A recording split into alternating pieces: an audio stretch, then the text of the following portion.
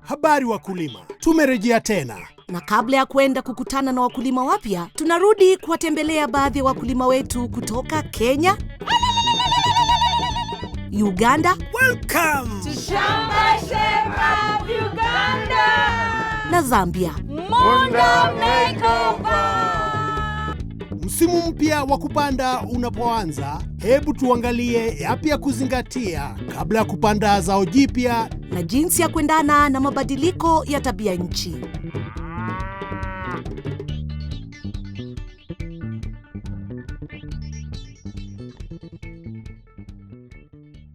Leo tunaangazia usimamizi wa maji kwenye mashamba yetu. Hili limekuwa jambo muhimu haswa tunapojaribu kukabiliana na mabadiliko ya tabia nchi. Lawrence kutoka Plant Village anaongea na mkulima Makui kuhusu mabadiliko ya tabia nchi.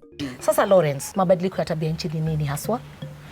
Mabadiliko ya tabia nchi ni kubadilika kwa hali ya anga. Wakati mwingine tunapata joto jingi na joto pia linarudi chini sana. Mkulima Makui alikumbana na ukame ambao ulisababisha apoteze mifugo yake, lakini hili ni mojawapo tu ya athari za mabadiliko ya tabia nchi. Tuna wakulima ambao pia wamekumbwa na mafuriko. Hivyo kuna muda unaweza kupata mvua nyingi sana au mvua kidogo au kukosa mvua kabisa. Sasa tatizo kubwa la mvua nyingi ni kwamba pia huwa inabeba mazao yetu pamoja na udongo wa juu ambao una rutuba nyingi. Hii husababisha ardhi kuwa tasa na inakuwa vigumu kupata mazao. Sasa hali huwa mbaya zaidi kwa wakulima wanaoishi kwenye maeneo ya mteremko. Hebu tuangalie baadhi ya suluhisho ambazo unaweza kufanya kwenye shamba lako ili kusaidia kwa jambo hili. Limuru iliyopo katika kaunti ya Kiambu inatambulika kwa hali yake ya hewa ya baridi na unyevu. Baadhi ya maeneo yana miteremko na yanakabiliwa na mmomonyoko wa udongo. Mkulima wetu kijana Charles ameweza kuzuia mmomonyoko wa udongo kwenye shamba lao, hivyo kudumisha rutuba kwa udongo. Kwa hivyo hii ukulima umefanya kwa muda gani sasa? 15. Hiyo ni miaka mingi. Tumetembea kote shambani. Lakini nimeangalia nikaona hapa ambapo tumesimama kuna mteremko. Toka kule juu naona ni kama inateremka kabisa. Hii mmomonyoko wa udongo inakupatia madhara gani? Huku jua inakuwa kali sana. Hii mchanga ikishachomeka sana, wakati wa mvua itakuwa nyepesi. Kwa hivyo maji itaweza kuyabeba. Nimejaribu niwezavyo kupambana nayo. Kuna venye tumetengeneza, unaona mahali kwingine kuko juu, kwingine kuko chini. Ni kama gorofa. Kuzuia udongo kubebwa na kuweka shamba liwe na rutuba, tunapendekeza ujengwaji wa matuta. Matuta inaweza kujengwa kwa kuchimba mtaro na kurusha udongo upande wa mwinuko. Rundo au tuta la mchanga linashikiliwa wima kwa kupanda majani kama nepia kwa juu. Nyasi za nepia zinaweza pia kutumika kama lishe kwa mfugo. Kwa kuongezea katika kupunguza mmomonyoko wa udongo, matuta yatasaidia kushikilia maji katika ardhi ambayo yatatumika na mimea yako. Sasa tuende Mbooni katika kaunti ya Makueni, eneo ambalo linakabiliwa na ukame. Tunamtembelea Justus Kimeu, mkulima bomba ambaye anaongoza Makueni Conservation Farmers, CBO yenye takribani wanachama 360. Justus amekuwa akipata faida kutokana na kutengeneza mitaro ya kuzuia maji kwenye shamba lake. Mteti Ngesu, afisa ugani katika kaunti ya Makueni, anawasaidia wakulima kwenye usimamizi wa udongo na maji. Kwa mtazamo wangu naona shamba lako ni maridadi na umefanya kazi nzuri sana. Kweli. Sasa nikuulize jambo moja tu. Naangalia kule juu pale naona ni mlima. Ni kweli. Na hii shamba lako lilikuwa linafanana na ule mlima ama lilikuwa namna gani? Ungekuja hapa ungeshangaa pia, sababu ilikuwa hivyo. Maji ilikuwa imebeba hii mchanga imepeleka huko na chini, na ilikuwa yaonekana ni kama haiwezi tumika. Lakini baadaye nikaitransform, nikaipindua, ikakuja kuwa vile inakaa saa hii. Ulifanya nini basi? Ilinibidi niende nitafute ushauri kutoka kwa wataalamu wa kilimo. Kwa hivyo jambo la kwanza ambalo mlimshauri afanye nini? Wakati mkulima alikuja kwetu kama Wizara ya Kilimo, kitu cha kwanza tulimshauri ni kumpimia mitaro ya kuvuna yale maji. Juu hapo ukiangalia vile mteremko ulikuwa, maji yalikuwa yakienda kwa fujo. Na ile kwenda kwa maji pia ilikuwa yakienda na rutuba. So ikawa mahali pameharibika sana, ambapo tulipopima mitaro akaingiza kazi, wakachimba na sisi tukarudi baadaye sasa. Na shamba likaanza kupona. Mtaro kama huu una umuhimu gani? Mtaro kama huu unapunguza zile spidi za maji. Maji yakija yapite, yabebi mchanga, yanasimama. Wajua pale sana sana tunataka maji yakisimama yaingie chini kuliko kuteremka. So yakiingia chini inakuwa ni faida kwa mmea. Pia mchanga unakuwa unaanza kunyooka pia. Vema sana. Mitaro hiyo inapunguza mwendo wa maji na kudhibiti udongo usisombwe ili ardhi izalishe mazao vema. Mitaro hii pia inazuia maji ya mvua na kuruhusu yaingie taratibu kwenye ardhi. Hivyo hata kwa mvua kidogo, Justus anaweza kupata mavuno bora. Isitoshe, leo tunamfundisha mbinu nyingine ya kuhifadhi maji. Mtaalamu wetu ni Paul Saidia. Paul ni mtaalamu kutoka Taasisi ya Utafiti wa Kilimo Morogoro, Tanzania. Na yuko hapa kumwonyesha Kim njia bora ya kuhifadhi maji kwa kutumia mfumo unaojulikana kama matuta ya kufunga au tide ridges. Paulo. Naam. Yaani kazi umeshaanza? Ndiyo, nimeshaanza kazi. Mimi naona umechora huko. Naona kamba, miti. Yaani nini inaendelea hapa? Hili ni shamba ambalo nimekuwa nikilima hapa. Kwa hiyo ninachokifanya sasa hivi ni kilimo cha matuta ya kufunga. Matuta ya kufunga? Ndiyo. Kwa shamba tunatengeneza matuta kama yale matuta tunayolima viazi. Yale matuta ukishatengeneza matuta katikati unatengeneza matuta madogo. Matuta madogo. Lengo la kutengeneza matuta hayo ni kuhakikisha maji ya mvua hayapotei shambani. Tunayavuna pale shambani, tunatunza unyevu hapo, mazao yetu yanakuwa kwa kipindi ambacho mvua ni za shida. Unaona hivi vipimo vyangu? Hiki ni kipimo cha sentimeta 20. Nataka tuta langu juu liwe ni sentimeta 20. 20. Aha. Kwa hiyo nikipima mwanzo na mwisho, tuta langu litakuwa liko sawa sawa. Sasa ni wakati wa kazi ngumu. Lakini jamani, siyo hoja. Kazi ngumu itakuwa kwake Paul. Kwanza, Paul anachimba mtaro wa takriban sentimita 5 kwenda chini. Na kisha anarundika udongo kuwa tuta. Tuta litashika kamba ambayo imewekwa urefu wa sentimita 20. Kama hivyo tena kwenye upande mwingine. Lo, nakuambia hii ni kazi ngumu. Tuta la kwanza tayari. Tunakwenda tuta la pili. Basi twende. Nahamisha kamba hii, naweka pale nilipoweka kipimo changu, na hii kamba naweka hapo kwenye kipimo cha pili. Sasa nikusaidie hii. Naomba usaidie. Sawa. Kwa msaada kidogo, Paul anaweza kuanza kuchimba sehemu ya pili ya tuta lake.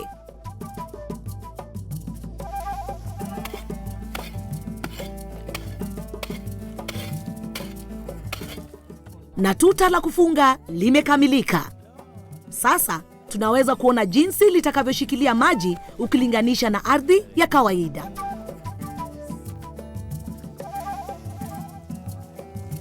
Yaani maji inaweza kukaa hapa muda gani? Masaa 10 hadi masaa 20. Ikijaa hapa yatatoka yatakuja kwa huko. Yakijaa maji yatatirika yatakuja huko. Yakijaa atakwenda mpaka atafika mwisho wa shamba, alafu kule chini yatapata mkondo wake. Yataondoka. Lakini pale naona maji ishakauka. Kwa hivyo wale ambao wanafanya kilimo ya kawaida kuna maji mengi ambayo yanapotea wakati kabisa na naomba tu nikuonyeshe. Ukiangalia pale tumetengeneza matuta yetu. Bado maji hapo. Unayaona. Bado tope liko mingi. Lakini pahali hatujatengeneza matuta hakuna kitu hapo. Unapaona. Mazao na mbegu vinaweza kupandwa katikati ya matuta na ndani ya mtaro.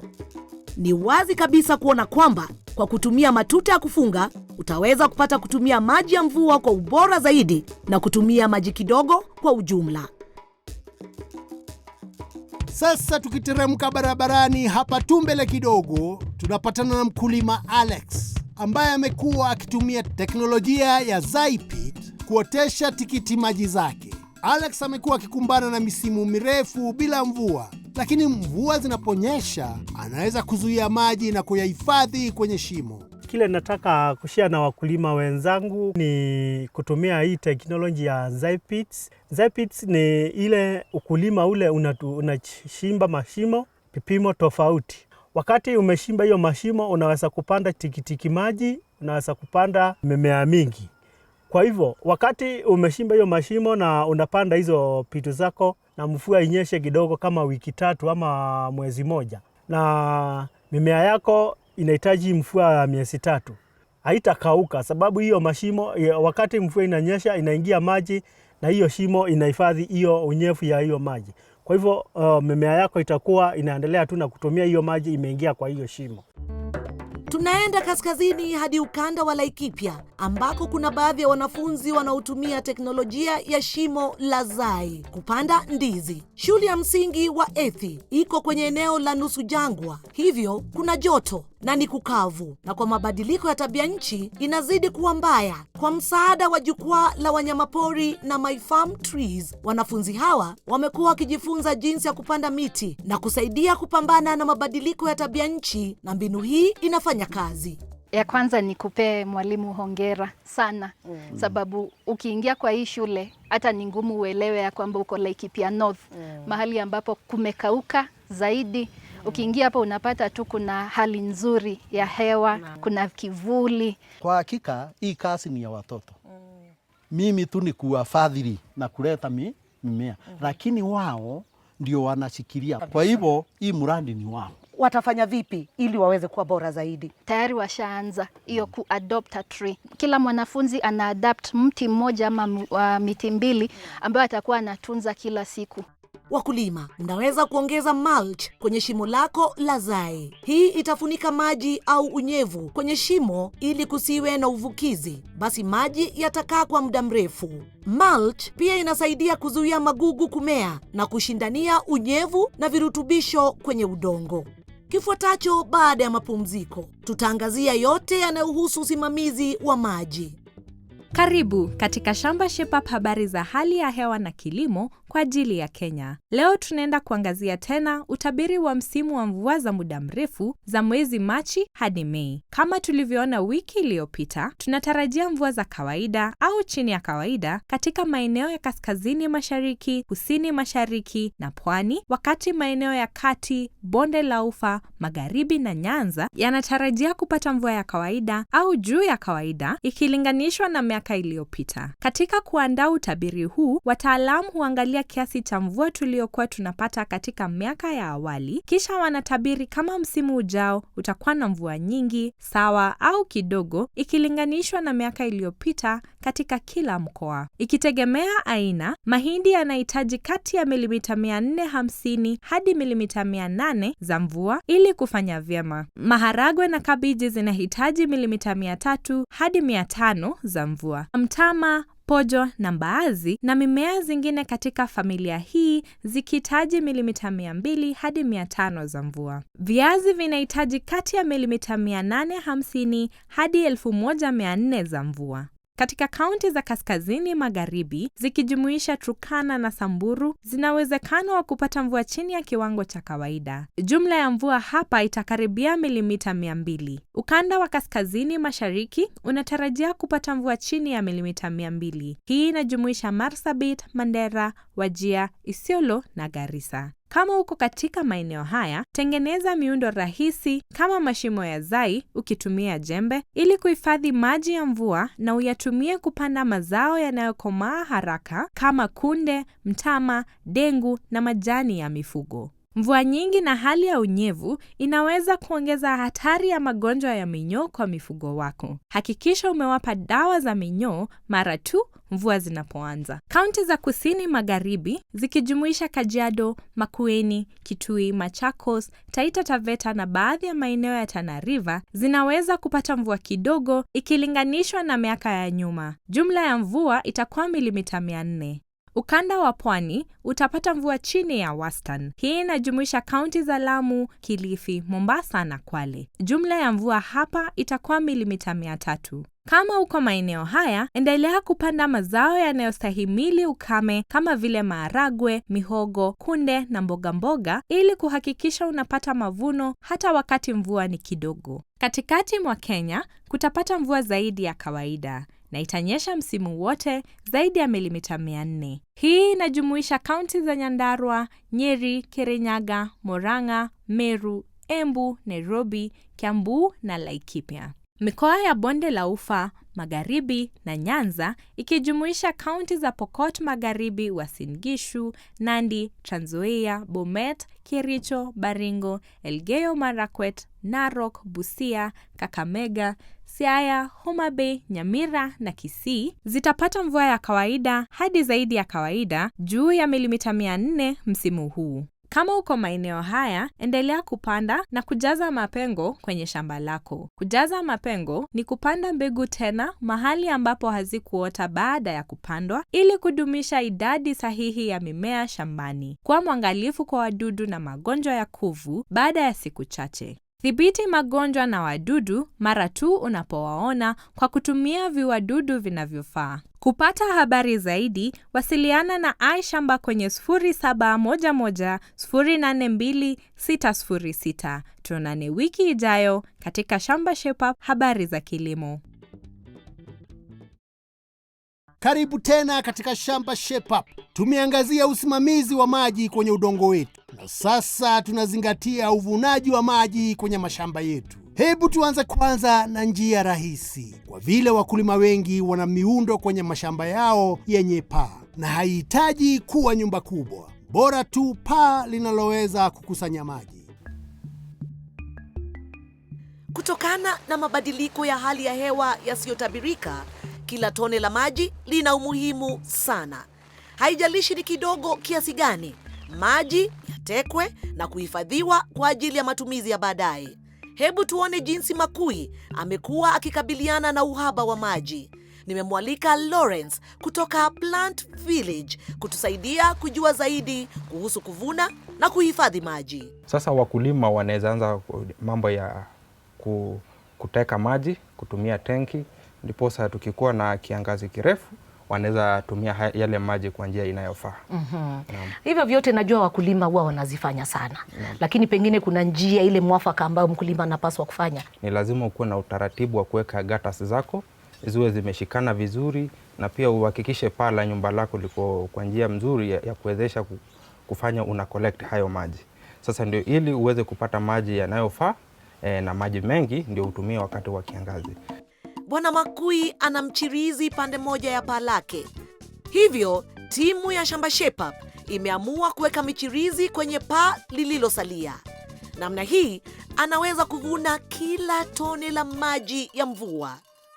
Kuna changamoto sasa ya mabadiliko ya hali ya anga. Lazima kila mkulima ajipange ndio aweze kujimudu katika ile hali ya yale challenges ambao wanakumbana nayo katika siku zote za ukulima. Kwa hivyo unaweza kutumia rasilimali natural kuweza kufanya hali yako ya maisha ikuwe mzuri.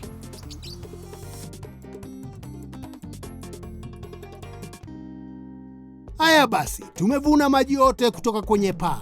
Lakini vipi kuhusu yale yanayopita juu ya ardhi? Tunawezaje kuyakusanya? Hebu twende hadi Uganda ili kujifunza zaidi. Hili linaonekana kama dimbwi, lakini kwa watu wa eneo hili ni dhahabu. Watu wengi huyaita mabwawa ya mabonde, lakini yanaitwa matenki ya mabonde. Hifadhi hizi zinazuia maji msimu wa mvua na kuhifadhi kwa ajili ya msimu wa kiangazi. Kutokana na ukame mrefu, baadhi ya matenki ya mabonde yamekauka na kuacha wakulima bila maji. Tumemwalika Bwana Vayani Akanikwasa aje atufundishe jinsi ya kuhifadhi maji kwenye hizi matenki wakati wote. Kwa nini kuna mchanganyiko kati ya bwawa la bonde na tenki la bonde? Kimsingi, tunapozungumzia bwawa, ina maana umehifadhi maji kwa kujenga ukuta unaokatiza mtiririko wa maji kutoka mtoni au kijitoni. Basi, maji yakihifadhiwa hapa, Hili ndilo tunaita bwawa. Ilhali tanki la bonde Unatengeneza mahali ambapo maji yanakusanywa, lakini vyote viwili vipo kwenye bonde. Mtu anawezaje kujenga tenki la bonde? Tunajaribu kukamata maji ya sehemu ya juu ya ardhi. Kunaponyesha, kuna maji hujielekeza kwa nguvu ya mvuto kwenda mabondeni. Sasa kama tunaweza kutengeneza mahali maji haya yatakusanyika, hiyo ndiyo inakuwa tenki la bonde, na unaweza kutumia maji hayo hata mvua taposita. Tunawezaje kuhifadhi maji haya kwenye matenki yetu ya mabonde katika msimu wa kiangazi? Chimba bwawa lako kwa ukubwa unaotaka, na iwapo viwango vya maji kupenya ardhini viko juu zaidi, unaweza kuweka tabaka la kuziba bwawa. Tabaka hizi za kuziba bwawa kuna watu wanaoziita tarubai. Unaweka chini ya tenki la bonde? Ndiyo, unaweka chini ya tenki ya bonde. Kuna njia mbili kuu za jinsi tunavyopoteza haya maji. Wakati mwingine utagundua kuwa udongo wako una mashimo au nyufa. Hili linasababisha kupotea kwa maji. Nyingine ni kupitia uvukizi. Kutokana na joto kali, maji ndani ya tenki yatapotea hewani. Je, unawezaje kudhibiti huo uvukizi ambao umezungumzia? Njia mojawapo ni kuwa ni mimea inayozunguka bwawa. Maeneo yenye kivuli yana kiwango kidogo cha uvukizi ukilinganisha na maeneo ambayo yako wazi. Pili, unaweza kutumia nyavu za kivuli, lakini hii inalingana na hela na bajeti yako. Nyavu za kivuli? Ndiyo, kuna nyavu za kivuli ambazo unaweza kutumia kwenye bwawa lako na ni za bei nafuu sana. Baadhi ya watu huzitumia wanapotengeneza vitalu vyao. Zinakupa kivuli kwa ajili ya maji na kupunguza uvukizi, hivyo kuzuia bwawa kukauka. Je, kuna miundo maalum ambayo wakulima wanaweza kujenga? Ndiyo, unapounda pande za bwawa zinapaswa kuwa na pembe takribani digrii 45. Sio wima kabisa. Inapokuwa wima, sehemu kubwa itapinda kwa ndani mvua inaponyesha. Kwa mfano, ukiangalia hii yote inapinda kwa ndani. Unaweza hata kupanda mimea ambayo unaweza panda kuzunguka bonde la tenki, ni kama vile nyasi. Hii husaidia kuta za tenki la bonde kuwa imara zaidi na kupunguza kiwango cha mmonyoko wa udongo. Wakulima, tusahau kuweka dam liners na kupanda miti inayozunguka bwawa. Weka shade net juu ya bwawa na pia uzio ili kulinda watoto na mifugo wasizame. Sasa tuna maji na tumejiandaa hata kama mvua itaendelea au kusita. Tatizo pekee ni kwamba maji haya yatadumu kwa muda gani, na pia jinsi ya kuyafikisha maji yale kwenye mimea yetu. Wakulima wetu wanahangaika na hili. Bwana Sami. Yes. Hiki ndicho kisima chako? Hichi ndio kisima tunachota maji. Sasa unatumiaje kisima chako? Tunatumia hiki kisima kwa kuchota maji ya kutumia nyumbani na kwa pia kwa mifugo. Kwa namna gani? Sana huwa natumia stima. Kwa hivyo uko na pampu ya stima? Ya stima, ya. Pia stima pia ni bei ghali na kuna wakati pia stima huwa inapotea. Unakuta kuna umeme na unahitaji maji. Hali ya anga kawaida yake ni jua, ni kiangazi. Mvua inazanyesha tu kama wiki moja. Nikaona ni vizuri hii maji nikusanye. Mvua ikienda, ninabaki nikisukuma chakula yangu nayo. Maji yangu natumia mashini ya sola. Petronila anafanya kazi nzuri kwa kupunguza gharama zake kwa kutumia pampu ya sola, lakini anatumia maji mengi kwa kutumia hosepipe. Hebu tumtembelee mkulima Caleb na tujifunze njia bora zaidi. Timu kutoka Davies and Shatcliffe wako hapa wakiunganisha pampu ya kutumia nguvu za jua, yaani sola, kwa ajili ya mkulima Caleb. Kwanza hebu niambie, unaona tofauti ya ukulima wa sasa na ukulima wa zamani? Hali ya anga imebadilika. Kitambo tulikuwa na ngoja mvua itanyesha katikati ya March, kuna ikuwa long rains na short rains. Lakini hivi sasa huwezi tegemea ile mvua. Kwa hivyo sasa lazima utumie mitindo ya kisasa ambayo inanyunyizia maji. Inaitwa drip irrigation. Bwana Brian, unakubaliana na hayo? Nakubaliana naye kwa sababu siku hizi mvua imekuwa nadra sana na huwezi ukaitegemea kwa kilimo.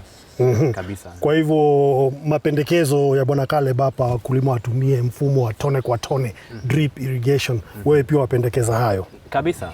Kwa sababu inasaidia sana kupatia mimea maji ambayo yanahitaji peke yake. Kwa hivyo Bwana Caleb, umekuwa ukilima tone kwa tone, umekuwa ukitumia pump aina gani? Nimekuwa nikitumia pump ambayo inatumia petroli. Unajua kila siku bei ya petroli inapanda na lazima nitumie mtu wa bodaboda nimtume ende na kibuyu anilete mafuta ndio niweze kuweka kwenye mashini yangu. Na sasa na hii pump yako ya petroli inaharibika mara nyingi ama? Inaharibika, lazima ushinde pale na spana pale wafungua. Umekuwa mechanic wewe mwenyewe na wewe ni mkulima. Kwa nini sasa wewe ungetaka kujiinua kutoka kutumia pump hiyo ya petroli na kuenda katika pump hii ya kutumia nguvu za miale ya jua? Wakati bei mafuta ilipopanda na mimi ilinibidi bei yangu ya mboga pale nipandishe bei. Manake ninaumia mfuko. Wateja wangu sasa wanaanza kusema kule kwa Caleb bei imepanda juu. Kwa hivyo sasa lazima nikuwe na mtindo mpya wa kufanya irrigation yangu. Kwa sasa kuna mtindo mpya ambao tunahimiza wakulima kama Bwana Caleb hapa, na ni mtindo wa kutumia solar water pump. Pump ambayo inapata umeme yake kutoka kwa jua ambayo tumepewa na Mungu bure. Kwa sababu itakusaidia kupunguza yale matumizi ya kila siku. Jinsi umesema kuna bei ya petroli inaongezeka kila siku, bei ya jua ni ile ile, ni bure bado. So solar water pump itakusaidia kupata maji yako ama kusafirisha maji yako kutoka kwa pale ambapo umeiweka, kupeleka kwa tank na kupeleka kwa shamba yako kutumia mfumo wa tone kwa tone. Mara nyingi huwa tunatuma watu wetu wa kufanya installation hapo kwa shambani kwa mkulima. Maana naona mafundi wenu wako hapa tayari. Bwana Caleb amesema kuhusu hiyo pampu yake ya zamani ambayo ilikuwa inataka akitengeneza ama akiunda. Sasa pampu hii ina tofauti gani na hiyo? Solar water pump haihitaji kutengenezwa kila wakati. Na hata kama kuna kitu ambacho inafaa kutengeneza, unaweza tengeneza na zile vifaa ambavyo uko navyo hapo tu shambani. Na pampu yako sasa ya petroli ilikuwa namna gani ikifanya kazi? Pump makelele kaka. Makelele, huwezi chukua simu, uchukue oda ya mama mboga pale, makelele moshi ndo huo. Hii makelele iko vipi? Ni kidogo mno na unaweza piga simu na bila tatizo na utafurahia. Na pia inakusaidia kwamba matumizi yale ya kila siku inapungua kabisa, 70% kwa kila wiki. Unaweza kuwa unapampa maji mengi kuliko yenye unahitaji. So tunaweza kupatia mawaidha kulingana na venye unaweza tumia hayo maji shamba kubwa zaidi, ama hata kuuza kwa majirani yako ili wao pia waweze kufanya nini, kuyatumia hayo maji. Kwa leo tunawekea Bwana Caleb pump aina gani? Kwa leo tunamwekea pump ambayo inaitwa surface pump, ambayo inawekwa nje ya sehemu ya maji na inawekewa pipe ndani ya maji na inatoa maji hapo inapeleka kwenye tanki yake ya kuweka maji. Kuna pump aina gani ikifika wakati wa kunyunyizia kwa tone kwa tone? Kuna pump tofauti kulingana na pale ambapo mkulima anatoa maji. Kuna wakulima ambao wanatoa maji kwenye kisima, inamaanisha maji iko ndani kabisa chini. So tunampatia pump ambayo inaitwa submersible pump, tunaingiza ndani ya maji. So kuna surface pump inawekwa nje ya maji na kuna submersible pump inawekwa ndani ya maji. Ile pampi ile yangu ingine ya petroli nilikuwa nazo kabla kisha lazima niitie maji, ni gurumi inaitwa priming. Sasa hii ya solar nataka kujua nitahakisha vipi. Kama uliacha kama iko on the previous day na jua ikuje itaanza tu kupump, lakini unaweza switch off ukitaka. Kwa kawaida hii pump yenye tunakupatia saizi iko na controller ambayo inaweza kuwezesha turn on kutumia simu yako. Kwa hivyo nikiwa Mombasa pale na jivinjari naweza zima mashini yangu. Unazima mashini yako, unahitaji mtu pale kwenda kuizima. Usiende Mombasa bwana, shamba litakuwa na nani hapa? Si ni twende tujivinjari kaka. Sio ni habari mzuri Bwana Caleb. Habari mzuri sana. Nasikia tuanzie saa hii twende tupampu maji tulime. Kilimo janja haswa. Ni hayo tu kwa leo. Tuonane wiki ijayo.